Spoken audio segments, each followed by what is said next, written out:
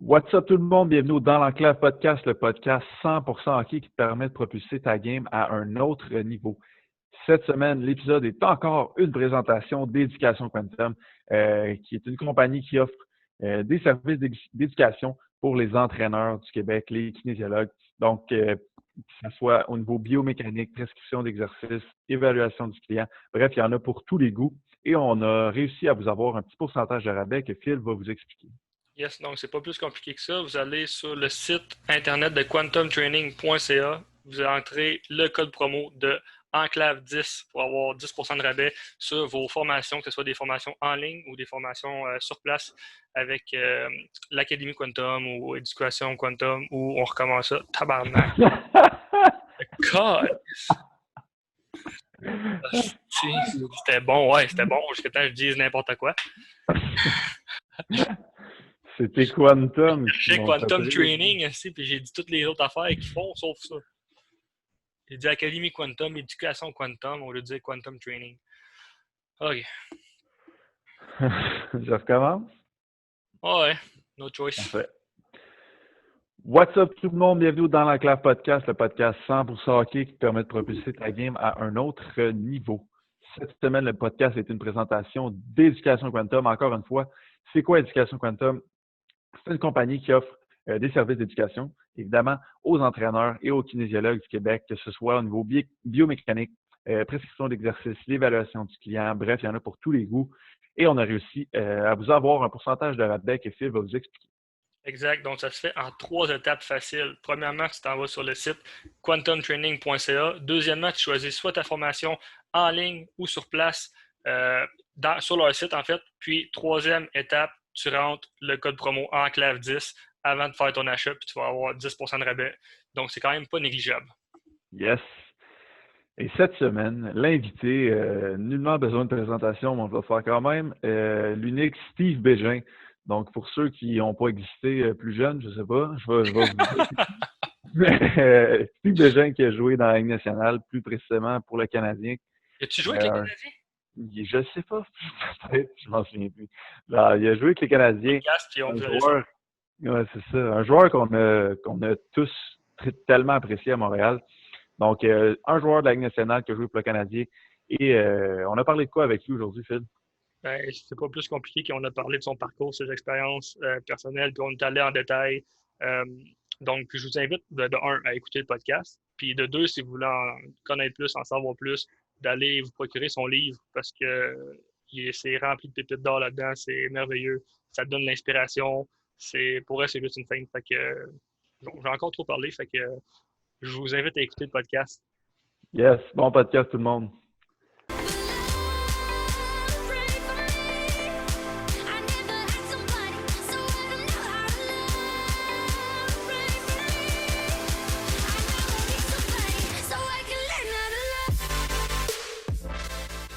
Je sais pas s'il nous entend. Là, oui. Là, le duo est embarqué. Yes. Tu nous entends bien, Steve? Oui, ça va bien, toi? Yes, ça va bien. Ben, Yes. Je t'entends bien. Ça va? Ça va, vous autres? Yes. Yes. Pas trop dur. Pas trop dur ces temps-ci? Non. Hey, attends un petit peu, là. Je pense que mes écouteurs sont pas branchés, là. Ils ont déconnecté, là. Pas de trouble. On est-tu en direct, là? Ou... Non, pas du tout. On n'est pas rendu là encore. Attends un petit peu, là. Je vais juste... je vais quitter, là, puis je vais revenir. Parfait.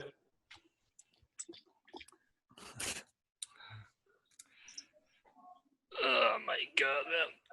J'ai les yeux qui brûlent, là. Je peux pas mettre Ouais, mes c'est ça. Je peux pas mettre Moi mes avec. parce qu'on voit les astuces de reflets. C'est bon, c'est fait. Oh, All right. on chialait avec nos yeux, ils brûlaient. Ouais, Ouais, j'entendais quand même pas. Ah, that's it. Quand tu parlais de moi, je raccrochais. Ah, c'est ça. Je m'en allais justement dire tout de suite après que j'aimais le chandail vert en arrière. Ouais. Ah ouais? Tiens. Parce que je viens de Val-d'Or, justement. Tu viens de Val-d'Or, toi? Ouais. OK, ouais, c'est bon. T'as quel âge? 23. Hey, excusez-moi, là, j'essaie de pas tenter de quoi pour mon téléphone. Là, Pas de problème. Attends un peu, là. On va essayer ça le même, là. Non, ça marche pas vous autres, hein. Je suis trop bas. Tabarnak. Un peu, les boys. On va l'avoir. Pas de stress. Je vous le promets, esti.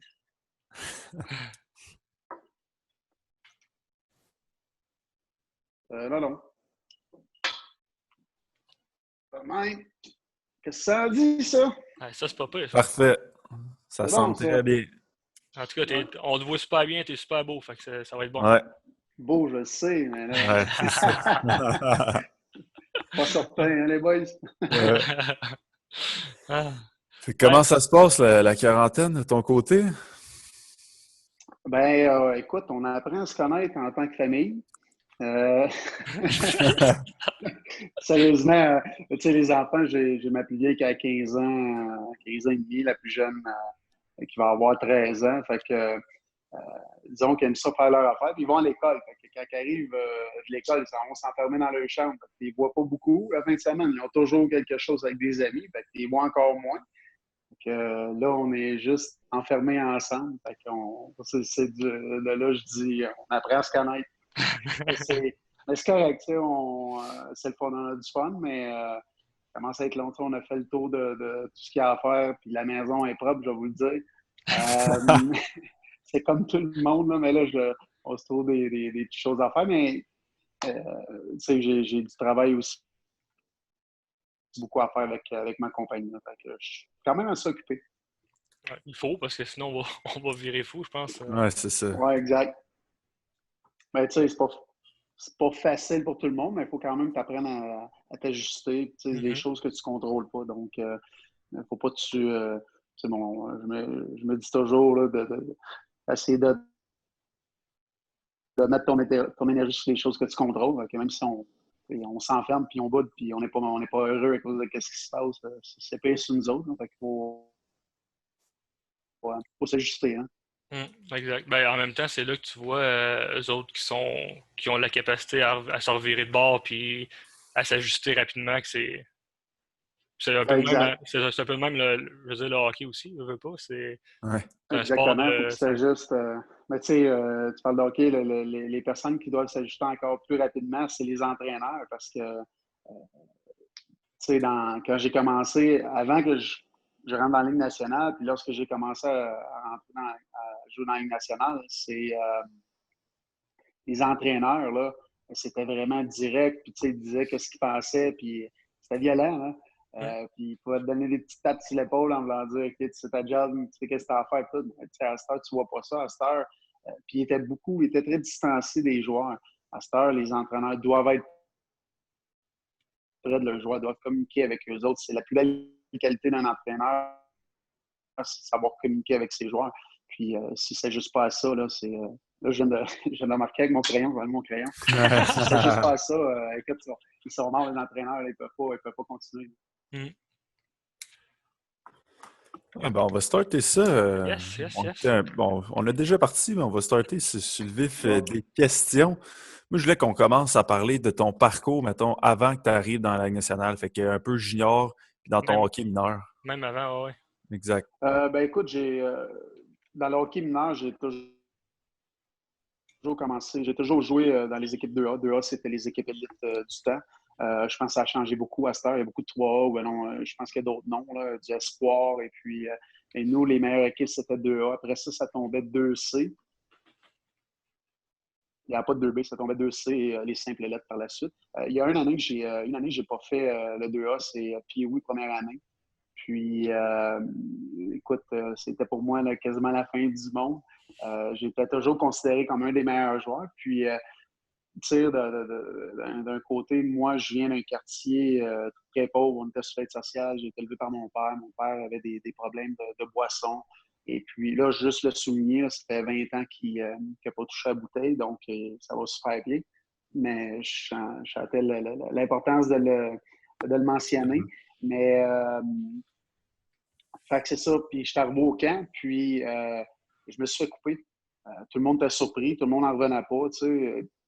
Fait que je l'ai comme mal pris, puis je suis retourné dans le 2C. Puis mon père, je suis arrivé à la maison, et il me dit oh, c'est pas grave, cette année, j'avais pas trouvé l'argent pour te faire jouer dans le 2A. Donc, là, j'étais encore plus frustré. J'ai dit, hey, ils m'ont coupé avant que tu me dises ça. Fait que c'est pas à cause de. Tu sais.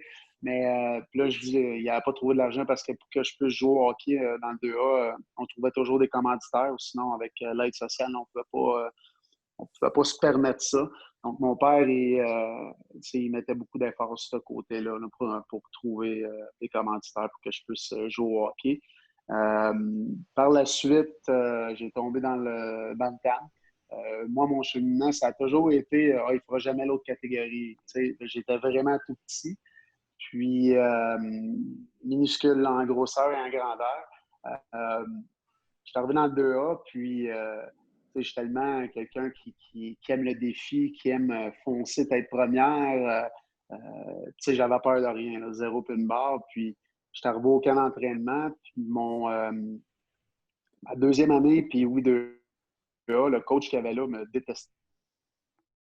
Il ne m'aimait pas, j'ai aucune idée pourquoi, parce que c'est peut-être un petit peu mon background, que je viens quand on n'a pas d'argent, que mon père a fait social, puis c'était un petit peu ce côté-là. Puis il m'avait dit, il dit, tu sais, j'ai pas le choix de t'inviter au camp parce que, excuse, le gars qui était POI 2A, le coach, il était rendu coach chez Bantam 2A. Fait que, il me dit, j'ai pas le choix de t'inviter au camp parce que, tu as eu des super de bons tests, puis tu es un des meilleurs joueurs l'an passé, j'ai pas le choix, mais d'après moi, tu ne resteras pas longtemps ici avec la grosseur que tu as, puis tu pourrais te faire mal. Fait que je l'ai regardé dans les yeux en me disant, tu m'as bien allé le grand. Puis, écoute, j'ai frappé, là, je frappais, c'était malade, puis j'étais vraiment arrogant, vraiment baveux. Quelqu'un venait me frapper, puis je me tassais toujours, j'étais rapide, mais je faisais toujours face à la musique. Écoute, je frappais, puis dans ce temps-là, puis encore aujourd'hui, tu vas arriver dans un double lettre, c'est pas tout le monde qui sont talentueux ou qui savent bien patiner. Fait que, pour moi, un gars qui patinait super vite, qui était agile sur ses patins, qui bougeait bien, qui frappait beaucoup, même si je n'étais pas gros à cause de ma vitesse, je donnais des grosses mises en échec. Puis, donc, j'ai appris à me faire détester Bantam 2A, vraiment d'aplomb. Puis, à la fin du camp d'entraînement, mon entraîneur est venu me voir et a dit « J'ai pas le choix de te garder, tu m'as pas donné le choix, donc tu fais l'équipe. » Écoute, j'étais vraiment content. Puis, pour moi, ça voulait dire gros, c'est une autre étape parce que là, tout le long de ma carrière, moi, mon rêve, puis j'ai jamais été gêné de le dire, j'ai toujours dit que je voulais jouer au hockey dans la Ligue nationale. À partir de 6 ans, jusqu'à temps que je réussisse à faire l'équipe, la NHL, moi, c'était...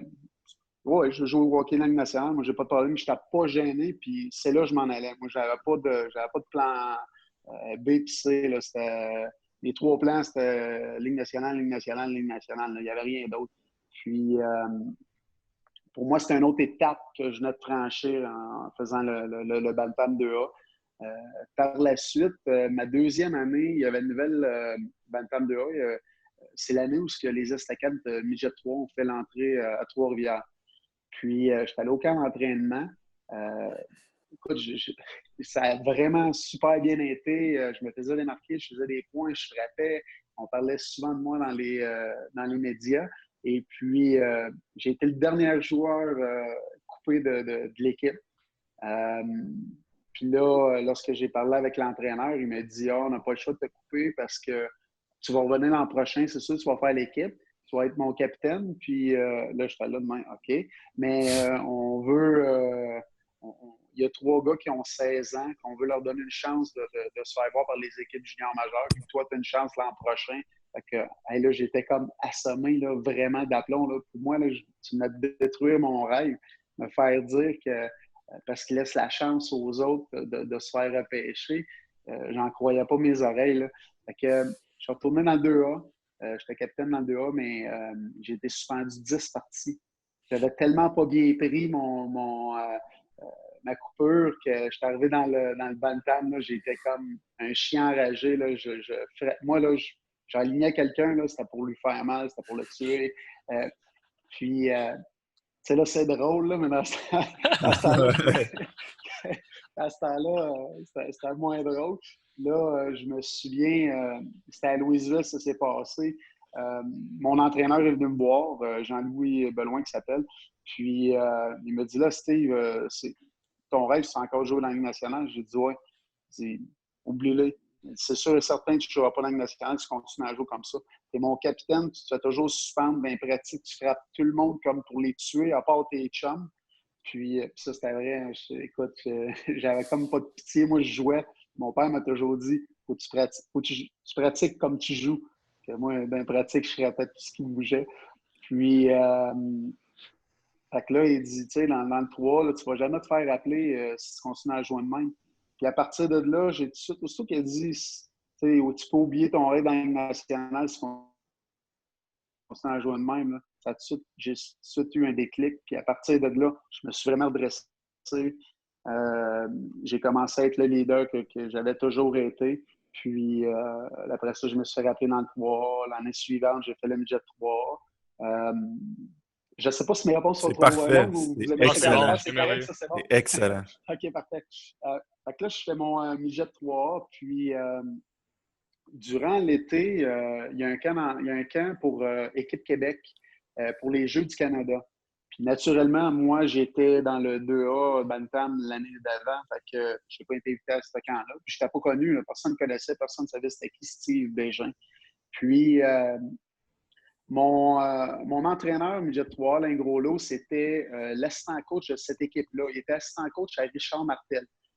Dans cette équipe-là, habituellement, c'est tous des joueurs qui sont dans le junior d'âge 16 ans.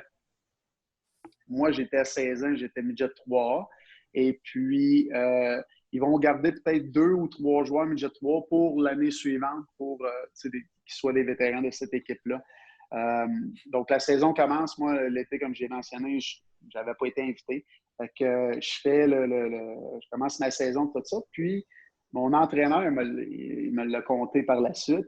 Il dit, il appelait Richard Martel, puis il disait, là, je te le dis, là, au mini-camp avant de partir à Grande Prairie pour les Jeux du Canada, là, invite mon capitaine, je te le dis.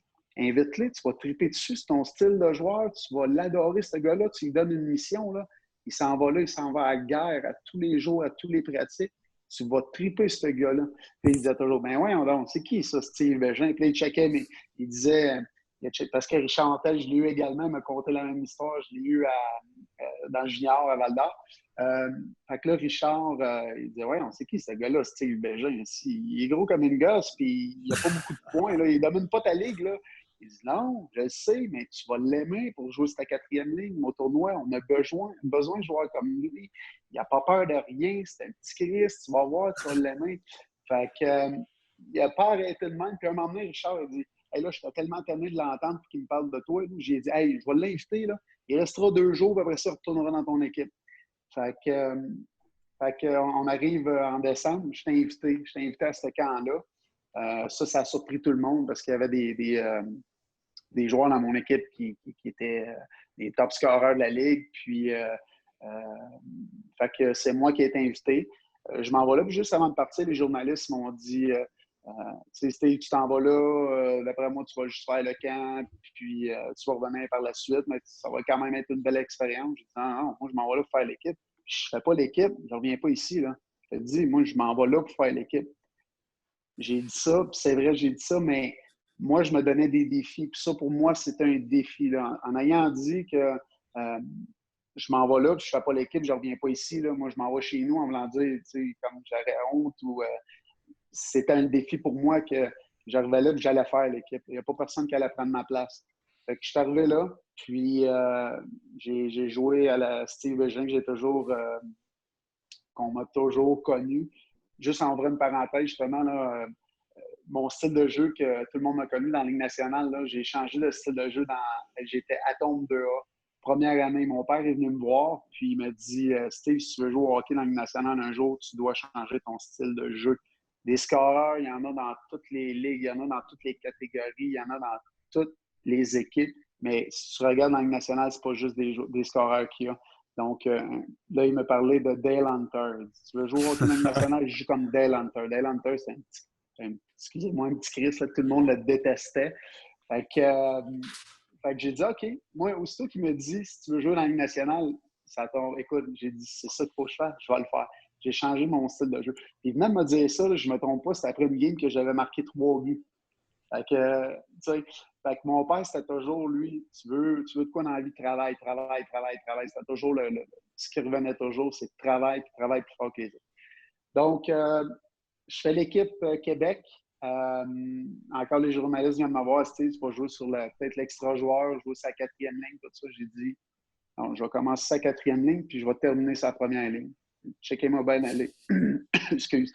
Je suis arrivé là-bas, j'ai tellement joué, écoute, comme on me connaissait, je frappais, j'avais de l'énergie là, comme pas possible. Et puis, comme de fait, j'ai commencé sa 4e ligne. Ça n'a pas pris de temps que Richard Martel m'a mis sur le premier trio. Fait que pour moi, j'ai toujours dit que ma carrière a commencé là. Pourquoi? C'est loin, là. Je ne suis pas repêché junior encore, je ne suis pas repêché dans la Ligue nationale. J'ai même pas. Le draft, il est encore peut-être dans 6 mois là, là, pour le junior. Et puis, pourquoi j'ai toujours dit ça? Parce que Richard Martel était mon entraîneur d'équipe Québec. Venu au repêchage de la Ligue junior majeure du Québec l'été en 95 Drummondville. Je me suis fait repêcher en 2e ronde par les Foreurs de Val-d'Or qui, Richard Martel était devenu l'entraîneur durant l'été. Donc, je suis arrivé là-bas, Richard me connaissait, il savait ce que je pouvais apporter. Et puis, pendant mes 3 années, 2 années et demie avec Richard Martel, j'ai toujours joué de la même façon. Puis, c'est pour ça que je me suis fait connaître. Mes joueurs, mes coéquipiers m'aimaient la façon que je jouais, ce que j'apportais, le leader que j'étais sur la glace, la façon que je parlais dans la chambre, comment je traitais tout le monde, parce que j'ai toujours traité tout le monde de la même façon. Pour moi, c'était toujours des amis, en plus d'être mes coéquipiers. Et puis, les visiteurs m'ont connu de la façon que je jouais sur la patinoire, la façon que je me comportais à l'extérieur de la patinoire. J'ai toujours été un mordu d'entraînement, quelqu'un qui se donnait. Puis encore une fois, je vais toujours revenir à mon père, qu'est-ce qu'il m'a dit. Si je voulais quelque chose dans la vie, c'est moi qui devais je devais travailler pour, puis c'est moi qui devrais aller le faire pour l'avoir. Donc, c'était comme ça. J'embarquais sur la patinoire, puis moi, il y avait une chose, c'est donner tout ce que je souhaitais. C'était toujours de travailler plus fort que celui qui était à côté de moi. Fait que c'est à partir là, je me suis fait repêcher dans la Ligue nationale. Encore une autre belle histoire ici. Je fais classer 3e ronde. Puis moi, je ne croyais jamais à ça. Les rondes que tu étais classé. Moi, je m'étais dit, je ne voulais pas me faire d'attente parce qu'il y a trop de monde qui sont des attentes puis qu'ils sortent de là trop déçus. 3e ronde, je pense, je ne suis pas sûr que j'étais 80 et quelques classés. Donc, moi, je m'étais dit, OK, je m'en vais là, je vais me faire repêcher. Que je sois repêché 5, 6, 7, 8e ronde, moi, ça ne me dérange pas. Un joueur comme moi, surtout, il n'y a pas de problème, mais que j'arrive au camp d'entraînement là-bas, c'est là que je vais faire mes preuves. Et puis, j'avais rencontré plusieurs équipes durant l'été, dont Calgary. Calgary, ils nous avaient rencontrés à Québec avec plusieurs joueurs, dont mon meilleur chum, David Thibault, que j'avais fait l'équipe Québec avec lui également. Mais lui, il avait tombé junior à 16 ans. Fait que je rencontre Calgary, puis juste avant moi, c'est Daniel Gonneau qu'ils avaient rencontré. Daniel Gonneau descend de son meeting. Hey, les boys, ça a bien été. Ils ont dit qu'ils ont 2 choix en 2e ronde, 39-40e. Ils vont me repêcher, c'est certain. Ils vont même commencer à parler à mon agent. Fait que, c'est cool, je suis vraiment content pour toi. Fait que je m'en vais en haut. Moi, je parle 0 anglais, là. Mais il y avait Tom Thompson, le dépisteur-chef, et il y avait Normand Poisson, le dépisteur de la région de Québec. Et puis, Tom Thompson parlait, là, c'est toujours Normand Poisson qui faisait la traduction. Et puis, moi, je répondais à Normand. Normand répondait en anglais à Tom. Puis, ils m'ont dit la même affaire, la même maudite affaire que Tom Thompson, il avait trippé sur moi parce que lorsqu'il était venu me voir on avait joué contre Hull dans le temps, les Olympiques de Hull. Puis, eux autres, c'était des toughs. Là. Il y avait, dont Peter Worrell. Et la fois qu'il était venu me voir, je m'étais battu contre Peter Worrell. Puis ça avait super bien été. Peter Worrell était 6 pieds 7, 240 livres. Moi, j'étais 5 et 11, 170 livres avec mon équipement. Là. Puis je m'étais battu avec lui. Fait qu'il a dit que c'est là qu'il avait tombé en amour avec moi. Donc, arrivé au draft en 96 à Saint-Louis, moi, dans ma tête, je ne croyais pas à ça. J'allais sortir 4, 5, 6, 7e ronde. Ça ne me dérangeait pas. Je m'attendais à ça. Puis, tu sais, oui, c'est sûr, tu veux te faire repêcher avant, mais moi, dans ma tête, c'est pourvu que je me fasse repêcher, mon objectif, un pas en avant va être fait, puis je vais être plus près de la Ligue nationale. Puis, si je me fais repêcher avant, écoute, ça va être une belle surprise. Comme de raison, on est à Saint-Louis, puis j'ai un de mes meilleurs chums, Jean-Pierre Dumont, qui est repêché 3e overall. Lui, il n'a pas resté assez longtemps. Fait que la 2e ronde, elle arrive. Calgary, c'était eux à parler 39e. Là, je dis à tout le monde, on était sur notre petite gang, puis on a le même agent, Yves Archambault. Là, je disais, hey, Daniel Gonneau, les boys, Daniel Gonneau. Quand le 39e choix, c'est Travis Brigley de l'Ouest. Je pense qu'il jouait à Lethbridge. Fait que, après ça, je suis là encore. Hey, les boys, c'est Gonneau, je te le dis, 40e d'abord, ça soit 39 ou 40. C'est Daniel Gonneau, je mets n'importe quoi là-dessus. Là, je vois en bas, sur le coin de l'œil, j'ai mon chum Jean-Pierre Dumont qui part à courir. Lui, il avait déjà son gilet depuis la première ronde. Fait qu'il était en bas sur l'aire de glace, l'aire de jeu. Puis, il part à courir, puis là, il me pointait en haut, puis il criait mon nom. Fait que là, moi, je suis là. Qu'est-ce que c'était là? Puis là, je me souviens d'avoir entendu le dépisteur de Calgary, Tom Thompson, dire ça exactement comme ça, de Forer, de Val-d'Or. Fait que là, il y en a mis mon nom, Steve Bégin. Fait que écoute, pour moi, je me souviens plus de m'avoir levé, je me souviens plus de rien. Tu sais, j'étais comme sur un nuage. C'était incroyable, là. Tu sais, le feeling, c'est dur à expliquer. Mais je l'ai su parce que j'ai été chanceux dans ce temps-là, les repêchages de la Ligue nationale, il était à RDS. Puis à RDS, je pense que, mettons, il donnait 3 heures pour le repêchage.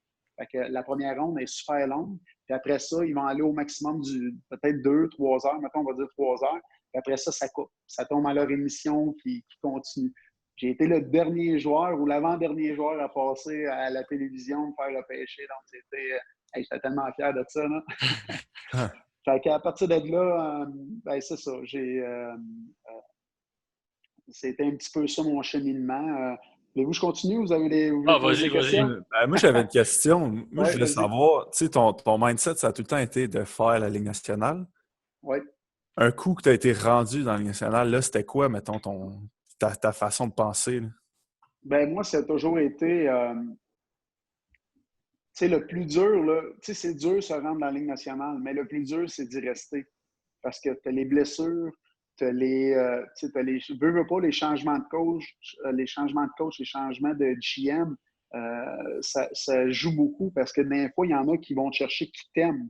Mais le prochain qui rentre, ça ne veut pas dire que lui, il est dans sa soupe. Tu as les jeunes qui poussent, tu as les échanges, tu as toutes sortes d'affaires qui jouent en ligne de compte. Puis il faut que. Moi, c'est ce que j'ai trouvé, c'était dur. C'est dur s'y rendre, mais c'est encore plus dur d'y rester pour y faire une carrière parce que juste des statistiques comme ça, là, les jeunes joueurs de hockey il y a juste 0,04 des jeunes joueurs de hockey qui atteignent la Ligue nationale pour seulement une partie. 0,04 une partie. Pas une carrière de 100 parties, 200 parties, 5 ans, 10 ans, là, pour une partie. C'est malade, là, 0,04 c'est pas beaucoup. Là. Donc, puis j'ai su ce chiffre-là dans mes débuts pro, juste avant de tomber pro. Donc, tu sais, ça frappe, t'entends ça, mais ça m'a jamais...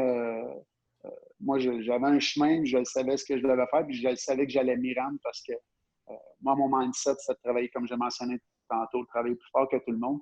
Puis je pense que j'ai mis peut-être un petit peu trop l'emphase là-dessus, au lieu de peut-être me concentrer souvent sur mes skills. Après pratique, souvent, moi, je patinais. Je faisais du banc à bande, du stop and start, des choses difficiles qui allaient travailler mon cardio, mon endurance. Au lieu de pratiquer mes mains, tout ça. Juste ouvrir une parenthèse, là, à cette heure, les joueurs là, sont tellement talentueux. Là. Tous les joueurs sont bons. Pourquoi? C'est à cause, on est à l'ère des réseaux sociaux, des téléphones, des tablettes. Ils peuvent tout voir là-dessus. Ils voient Ovechkin faire un move, ben, ils vont tout de suite le voir. C'est en fraction de seconde. C'est partout sur l'Internet. Puis après ça, ils le pratiquent à la maison. Les entraîneurs de skills, t'en as partout. Il n'y en avait pas dans le temps, là. Nutritionniste, en notre temps, il fallait que tu le cherches, il fallait que tu ailles les trouver, il fallait que tu sais, c'était pas comme ça. L'entraînement là, personnalisé comme aujourd'hui, là, ça n'existait pas. Là. Moi, je me suis entraîné tellement longtemps tout seul. Là. Un, parce qu'au début, je n'avais pas d'argent. Puis deux, c'était pas... c'était comme ça. Puis, ça a beaucoup évolué. Mais moi, je suis content de voir. Là, on a vraiment du beau hockey, des jeux spectaculaires qu'on ne voyait pas avant. Avant, tu pouvais en voir peut-être une fois par partie. Là, à cette heure, tu en vois tellement, tu en as à pelleter. À chaque partie, tu en as plusieurs beaux jeux, des jeux spectaculaires, des feintes incroyables.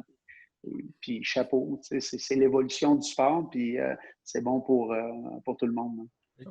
Comme tu racontais, mettons, dans ton livre, corrige-moi si je me trompe, là, mais tes skills, tu as commencé à les travailler pas mal à Val-d'Or, tu faisais de l'overtime. Ben oui, je faisais avec l'assistant coach, il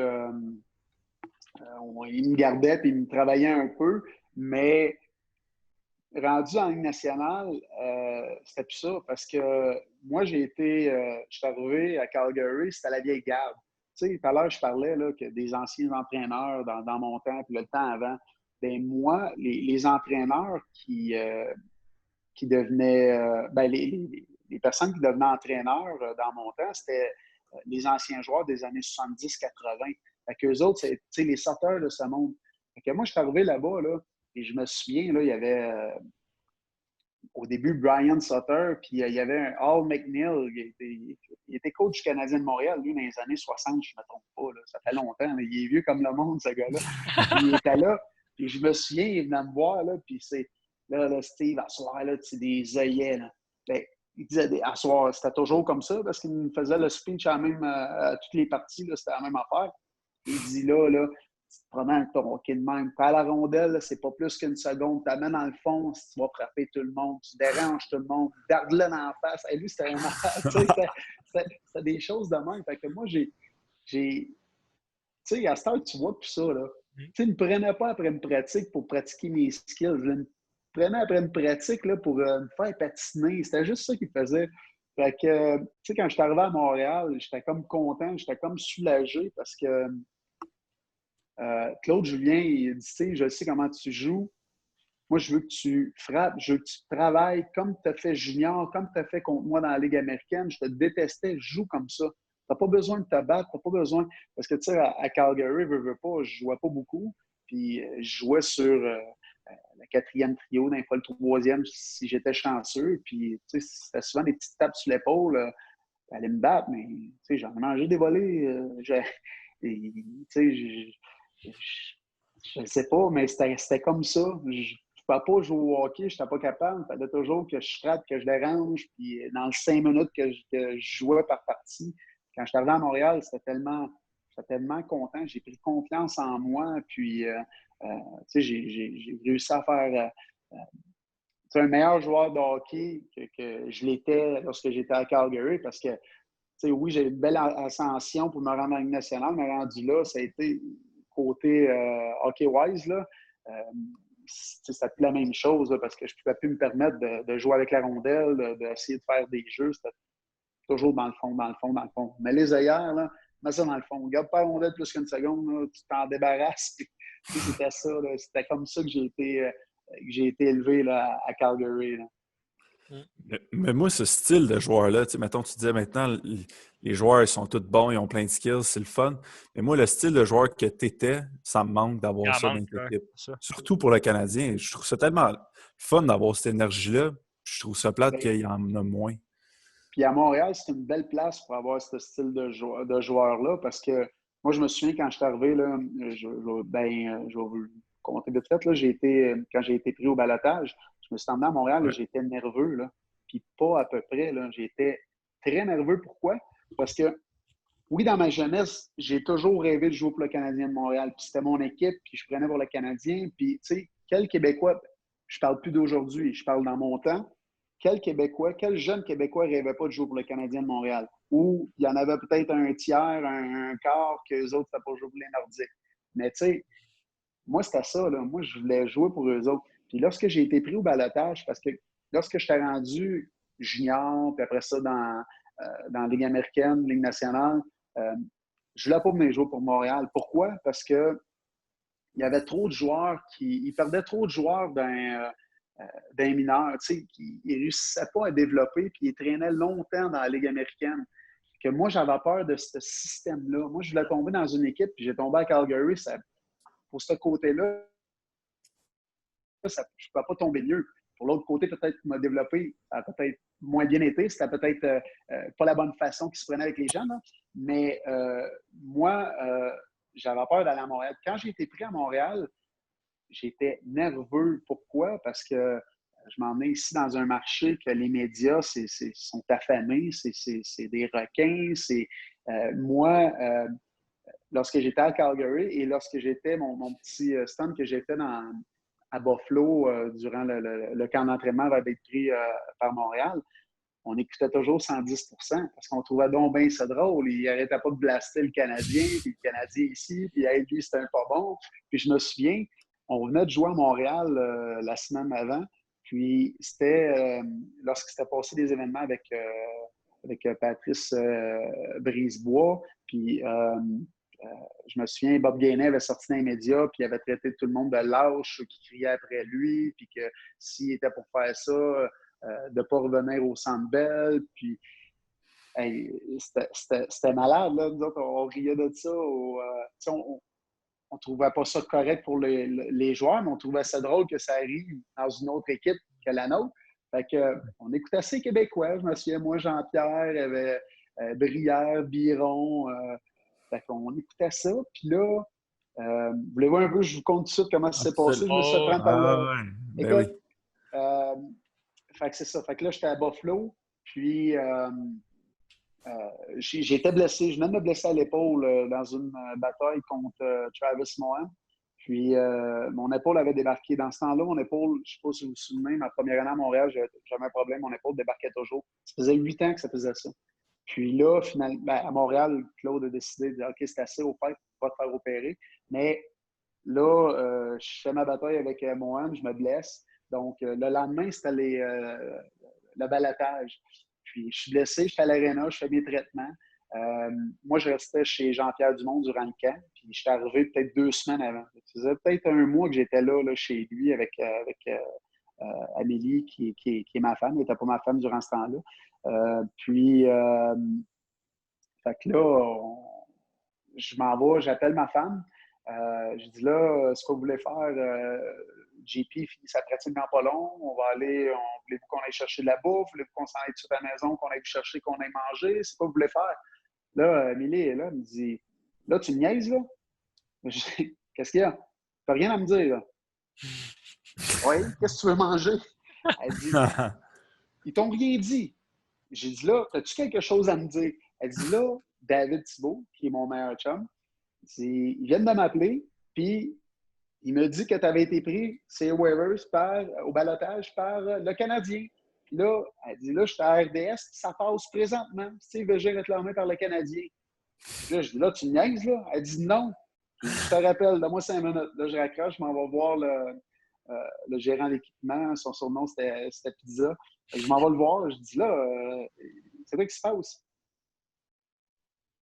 Je ne sais pas. Mais là, ça a l'air que j'ai été pris au balotage par le Canadien. Il dit, j'ai aucune idée. Là, il dit, attends un peu, je vais appeler en haut. Il a appelé, puis je pense qu'il a appelé Larry Carrière. Fait que Larry Carrière. Fait que là, il dit, va dans le bureau, là. Il va rester ce bureau-là. Je m'en vais dans le bureau. Là, ça a été pris par Montréal. Bob Gainey va t'appeler dans à peu près 1 heure. Puis, mais juste la veille, ils vont mettre ses waivers, mais inquiète-toi pas. Nous autres, on veut que tu joues ici. L'an passé, il y a 3 joueurs qui ont pris ses waivers. Fait qu'il n'y a aucune chance que tu sois pris cette année. Même en France, c'était Eric Bolton qui avait mis aussi. Fait qu'il a été ramassé au balotage. Fait que je me suis tendu à mon Montréal, très stressé, un, des médias, deux, de peut-être pas avoir une grande chance de faire ma place parce que j'étais blessé, un, puis deux, avec ce que je pensais du Canadien qui ne donnait pas la chance aux jeunes. Et puis, d'un autre côté, je savais que Claude Julien était là, puis lui, il m'a détesté dans le junior, il m'a détesté dans la Ligue américaine, que peut-être qu'il avait eu son mot à dire que je me ramasse à Montréal. Donc, je le savais rendu là que j'avais juste une chance de faire une bonne impression. J'ai manqué les 3 premières parties et on était sur la route pour la première game à la maison. Je me souviens, c'était mon début avec le Canadien. Puis je pense qu'il y a comme une histoire d'amour qui est arrivée là avec les fans et moi, de la façon que je jouais. Puis tout ça pour te dire que je suis parti à gauche, je suis à droite, là, mais qu'à Montréal, le style de jeu que je jouais, les gens, les partisans adorent ça. Ils veulent quelqu'un qui est fier, ils veulent quelqu'un qui se donne à la cause. Et puis, c'est plus facile pour un joueur de même qui se donne à 100% à tous les jours qu'un joueur qui est censé compter 40, 50, 60 buts et qui n'en marque pas. Un joueur comme moi, aussitôt qu'il arrive sur la glace et il se défonce, là, il bloque les lancers, frappe, utilise. Parce que moi, je ne serais pas élégant, mais j'utilisais quand même n'importe quelle partie de mon corps pour bloquer un lancer, pour arrêter quelqu'un. Donc, c'est ce que les gens adorent à Montréal. Est-ce que tu dirais que, mettons, ta détermination puis ta arme de vouloir, mettons, que c'est ça qui t'a permis d'atteindre justement la Ligue nationale parce que tu as posé depuis ton jeune enfance des actions à tous les jours, à tous les étés, à toutes les saisons, puis tu n'as jamais arrêté d'y croire, que ça t'a permis d'être un Ben, joueur c'est de la sûr, Ligue nationale? lorsque tu crois ton rêve, puis tu sais, des fois, tu vas avoir du monde, ben, je crois à mon rêve, oui, je veux le faire. Ben, bouge, active-toi, fais de quoi. Moi, je restais jamais à la maison. Moi, j'étais quelqu'un qui est très actif, qui doit bouger, qui doit m'entraîner. Tu sais, c'est bon, oui, pour le physique, mais c'est bon pour le mental également. Donc, moi, j'arrêtais jamais, jamais, jamais. L'été, là, je pouvais aller m'entraîner 2h30, 3 heures dans le gym, mais pour aller m'entraîner, là, parce que j'étais jeune, là, souvent, je partais en jogging de chez moi, puis c'était peut-être 45 minutes pour me rendre là-bas. Après ça, je m'entraînais 2 heures, 2h30, des fois 3 heures. Après ça, je revenais en jogging, où je pouvais aller à vélo. Des fois, je travaillais, parce que mon père, l'été, était paysagiste, travaillait au noir sur le couvert. Donc, pour avoir un petit peu c'est drôle à dire présentement, dans le temps, on n'a pas le droit de dire ça. Mais pour ramasser un petit peu plus d'argent aussi pour le hockey également. Là. Mais, fait que, tu sais, j'arrêtais jamais. Je pouvais aller travailler pour lui, aller m'entraîner le soir. Sinon, je m'entraînais, je faisais de la boxe, je jouais au hockey, j'allais courir dehors. Tu sais, ma journée était remplie d'activités. Je devais bouger. Puis moi, dans mon temps, ça revient encore au. Je n'avais pas accès à des entraîneurs privés.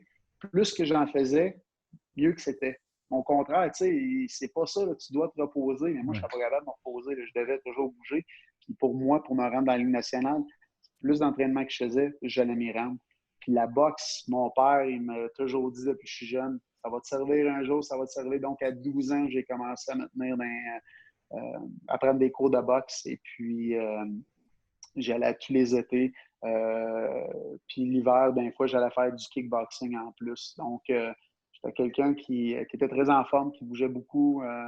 Puis, il a eu raison, ça m'a servi beaucoup, la boxe et le kickboxing. C'était quoi ton feeling à ta première bagarre au Centre Bell? Ben, tu sais, rendu à Montréal, je me suis moins battu. Puis, juste avant de répondre à ta question, ben, je vais répondre à ta question. Ben, c'est incroyable que tu te bats au Centre Bell, que tu te bats à Calgary, que tu te bats n'importe où, là, même dans le junior, là, t'es comme tout seul. C'est comme s'il n'y a plus personne alentour de toi. T'es dans ton monde parce que tu es tellement concentré, tu es tellement l'adrénaline et tout, tu dis ton adversaire. Puis moi, lorsque j'étais junior, j'étais arrivé junior, je ne m'étais jamais battu avant sur la glace. Là. Fait que, je me souviens d'arriver au camp, puis l'été, lorsque les dépisteurs m'appelaient, ils me disaient toujours, tu sais, Steve, dans le jet 3, tu as une grille, tu joues tough, là, tu n'auras plus de grille, tu as une demi-visière, là, tu penses que tu vas avoir peur. Je n'ai pas peur de personne, moi. Il dit, OK, mais tu arrives contre un tel joueur, puis là, un gars qui est super grand. Il dit, moi, plus c'est grand, plus ça tombe de haut. OK. Tu arrives contre tel joueur, puis c'est un gros taf. Il dit, plus c'est gros, plus ça fait du bruit quand ça tombe. Moi, je me créais des peurs. Puis pour moi, en disant ça, là, ça voulait dire que j'aurais pas le choix, mais que j'arrive au camp d'entraînement, je vais devoir prouver ce que je viens de dire, backer ce que je viens de dire. Puis ma première partie inter-équipe à Val-d'Or, je ne m'étais pas battu. Pourquoi? Parce que je voulais voir comment est-ce que ça se passait. Je voulais voir les autres, qu'est-ce qu'ils faisaient avant de se battre. Puis il n'y en avait pas eu. Puis là, un des dépisteurs, ça revient encore quand je disais comment c'était dans le temps, le hockey. Un dépisteurs est venu me voir et il m'a dit, je suis comme déçu, tu avais dit que tu allais te battre, tu t'es pas battu. Puis j'ai regardé dans les yeux, j'ai dit, je joue après-midi, check-moi mon nez, là, il va être rendu ici tantôt. Puis je savais que je jouais, il avait fait venir un top des Maritimes, un gars super gros. Puis on fait ça, je me suis enligné contre lui, je l'ai regardé, j'ai dit, let's go. Je me suis battu. Je me suis fait péter le nez, mais il a tombé. Moi, j'ai resté de quoi. Puis mon nez était vraiment rendu là. Mais tu sais, c'était ça. Moi, je me créais des peurs. Puis dans le junior, je me souviens, Richard Martel, un moment donné, il m'avait dit, il tire un bon bagarreur, là, c'est quelqu'un qui va se battre à toutes les 3 parties parce qu'il va se garder aiguisé, affûté, parce que plus que tu te bats, plus que ça devient un automatisme. Qu'est-ce que tu fais? Tu vas pogner tel joueur, tu vas faire ça, tu vas partir de la gauche, tu vas partir, tu sais. Puis dans le junior, je me battais régulièrement. Fait que je savais toutes les fois que je me battais. Oui, j'étais toujours nerveux. Oui, j'ai toujours eu peur parce que tu dois avoir de la peur. Moi, je devais avoir peur de quelque chose pour m'activer, pour me faire foncer. Parce que toutes les fois que j'avais peur de quelque chose, je m'en allais la tête première dessus. Puis, fait que là, je me battais régulièrement. Dans la Ligue américaine, la même affaire. En Ligue nationale, au début, à Calgary, je me battais aussi quand même. Mais tu sais, là, il y a des hommes là-dedans. Là. Moi, j'étais tout petit. Là, arrive en Ligue nationale, au camp d'entraînement, 175 livres, là, 5 et 11 et demi. J'étais une gosse. Là. J'étais un enfant d'école pour eux autres. Et je me souviens, c'était Al Coates, le directeur général, puis il était venu me voir, puis il m'a dit, là, Steve, il va falloir que tu sois prudent parce qu'il y en a des hommes ici, puis il y en a des toughs, là. Parce que, tu sais, j'avais clairement pas peur de personne, tu sais, je fonçais, puis je me suis fait taper le nez souvent. Mais, ça pour dire, lorsque je suis arrivé à Montréal, que Claude, il m'a dit ça, puis il m'a dit qu'il n'avait pas besoin de me battre, puis que je devais jouer le style de jeu qui m'apportait à la Ligue nationale, comme dans le junior, dans la Ligue américaine, j'étais content. J'étais content, puis là, j'ai cessé de me battre. En plus, j'avais mon problème d'épaule. Mais là, toutes les fois que je me battais à Montréal, c'était pas trop élégant, puis j'avais perdu mes trucs, j'avais perdu un petit peu de confiance. Puis je le sais, toutes les fois que je me battais, j'étais plus dans le... Parce que dans le temps, là, je tombais dans un monde. Ce monde-là, il tombe dans un monde, puis... c'est comme différent à expliquer, c'est dur à expliquer, mais il n'y a plus rien alentour de toi. Tu es tellement concentré. Puis il faut dire que moi, j'ai fait ça à jeun aussi, là, lorsque je le faisais. Là. Il y en a d'autres dans ce temps-là. Là, ils n'étaient pas tous à jeun, là, on ne se le cachera pas. Là. Il y en a beaucoup d'histoires qui ont sorti là, également là, dans les dernières années là-dessus. Là. Mais fait que c'est ça, tu sais, mais n'importe où tu te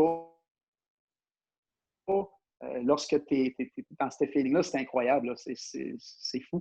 Puis, juste avant de finir ce sujet-là, là, lorsque j'ai fait mon retour dans la Ligue nationale, j'avais retrouvé ce désir-là, ce côté-là, parce que pendant 1 an, je m'étais entraîné non-stop 2 à 3 fois par jour, puis je faisais de la boxe 2 à 3 fois par semaine là-dedans. Fait que je m'avais remis dans je m'étais remis dans ce bain-là pour être prêt dans mon camp d'entraînement parce que je savais que j'aurais à le faire une fois de temps en temps. Je m'en allais pas là pour scorer un but par game. Là.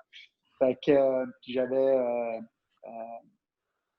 Bob Hartley comme entraîneur. Il aimait ça des joueurs qui frappaient, qui travaillaient. Puis c'est pour ça qu'il m'avait invité à mon camp et qu'il m'avait donné cette chance-là. J'ai toujours remercié Bob. C'est incroyable ce qu'il avait fait avec moi. Puis écoute, je m'étais battu 4 fois en 30 parties, mais le nombre de fois que j'ai demandé à un joueur, puis il a dit non, puis moi, dans ce temps-là, moi, tu demandes à un joueur, puis il dit non pour X, Y raison, là, c'est une tape c'est shin pad, puis OK, c'est correct. La prochaine fois, il y a zéro problème. On fera ça une autre fois. Il y en a qui ont zéro. Moi, j'ai toujours eu respecter mon adversaire parce que c'est une game de hockey. Puis faut quand même que tu te respectes entre joueurs. Je me souviens, à un moment donné, j'étais à Boston, puis un joueur de Félix s'en vient me demander de me battre. Puis là, c'est la première game que je jouais sa première ligne. Il m'a amené avec Marco Sturm puis Savard. C'était au match des extérieurs. Puis Carcelo s'en vient me voir puis il me dit Hey, let's go, mon premier chiffre. Je dis écoute, je suis à la première ligne, donne-moi 3-4 chiffres, si ça va pas bien, je vais y aller. Hey, il m'a pas lâché. Ah ouais, let's go. Je dis je peux pas, j'ai une chance de jouer sa première ligne, veux-tu bien me laisser? Et, il voulait me faire mal pareil. Il a réussi à me faire mal pareil, mais moi, ça, c'est du monde. C'est des joueurs qui n'ont pas de respect pour d'autres joueurs. Moi, je trouvais ça plate, ces joueurs-là. Moi, j'ai toujours eu respect pour tout le monde. Puis, revenir à ça, c'est ça. Je le demandais, puis le gars me disait non.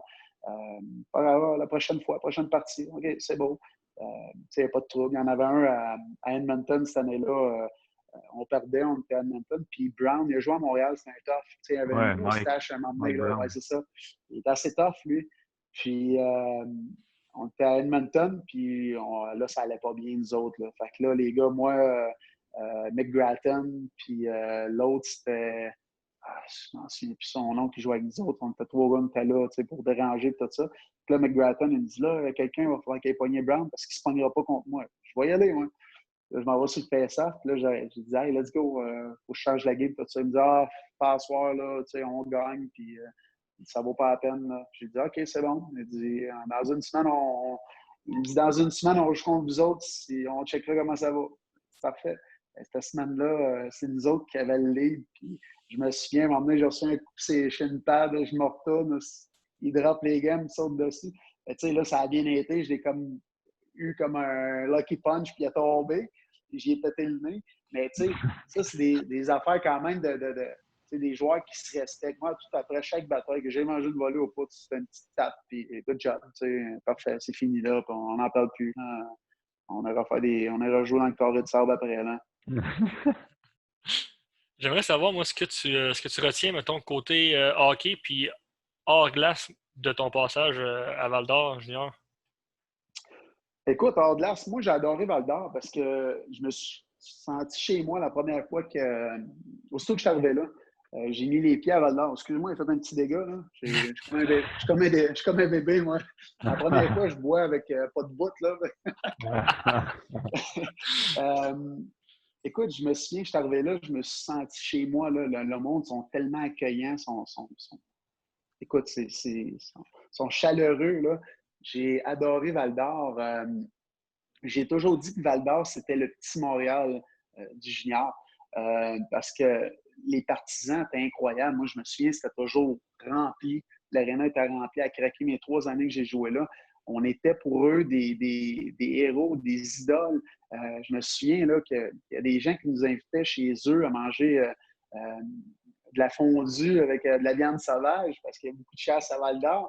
Puis, on était l'équipe au complet, là, ils se patentaient des grandes tables. Puis, c'était incroyable. On allait dans un restaurant, puis souvent, ça ne coûtait rien. Moi, j'ai adoré Val-d'Or.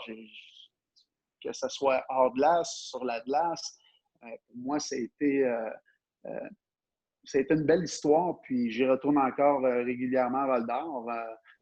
J'ai beaucoup d'amis là-bas. Puis, jamais je vais oublier Val-d'Or. Pour moi, c'était un passage important dans ma carrière. Puis, je pourrais même dire qu'ils ont joué beaucoup sur ma carrière. Puis c'est quand même, mettons, gagner une Coupe du Président avec une équipe qui est relativement nouvelle dans la Ligue. C'est incroyable parce que Val-d'Or, on venait quand même de loin. Moi, l'année que je suis arrivé à Val-d'Or, c'était la 3e année. Puis, je pense que dans les 2 premières années, s'il avait gagné 30 parties, c'était beau. Là. Fait que, il y avait Jean-Pierre Dumont, il y avait Stéphane Roy. On est allé chercher au repêchage qui est quand même cubé que moi, Roberto Luongo. On avait une belle équipe. On avait un futur intéressant. Puis, On a gagné ma 3e année. Moi, j'ai été capitaine les 2 dernières années.